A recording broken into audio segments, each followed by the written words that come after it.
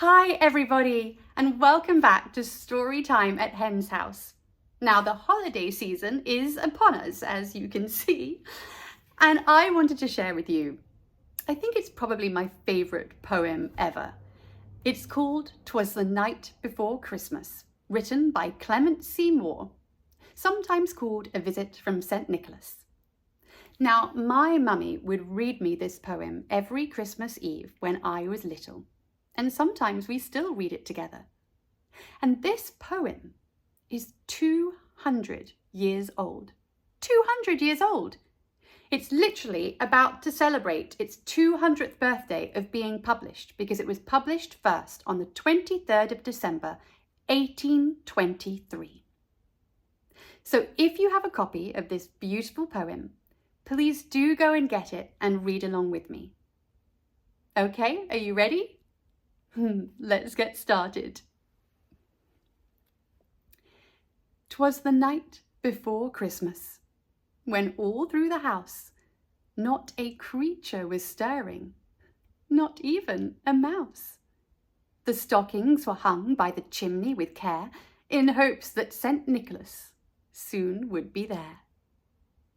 The children were nestled all snug in their beds, while visions of sugar plums danced in their heads. And Mamma in her kerchief and I in my cap had just settled our brains for a long winter's nap. When out on the lawn there arose such a clatter, I sprang from the bed to see what was the matter.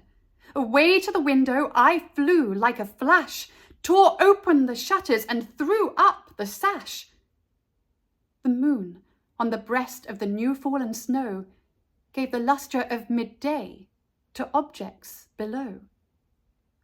When what to my wondering eyes should appear but a miniature sleigh and 8 tiny reindeer, with a little old driver so lively and quick, I knew in a moment it must be St. Nick.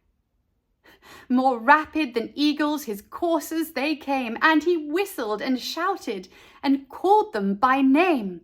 Now Dasher, now Dancer, now Prancer and Vixen, on Comet, on Cupid, on Donder and Blitzen. To the top of the porch, to the top of the wall. Now dash away, dash away, dash away all.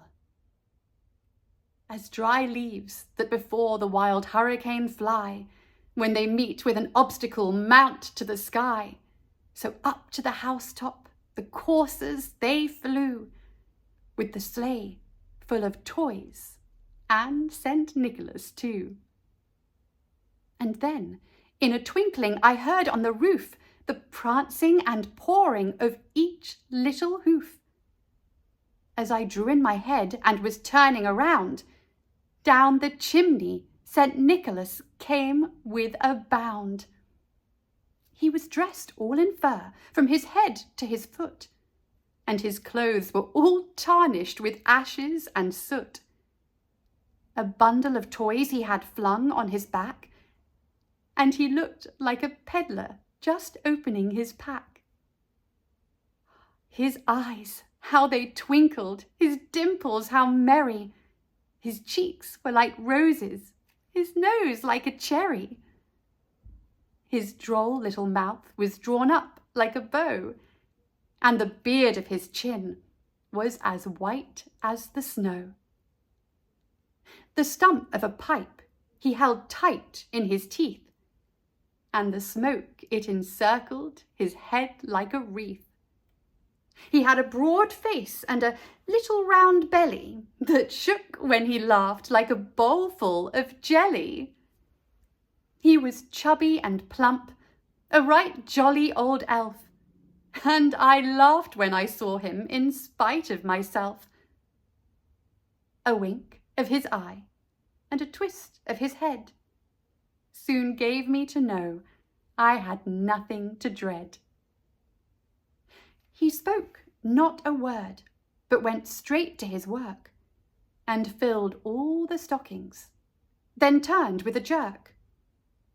and laying his finger aside of his nose, and giving a nod, up the chimney he rose. He sprang to his sleigh, to his team gave a whistle, and away they all flew like the down of a thistle. But I heard him exclaim, ere he drove out of sight, "Happy Christmas to all, and to all a good night." The end. Merry Christmas.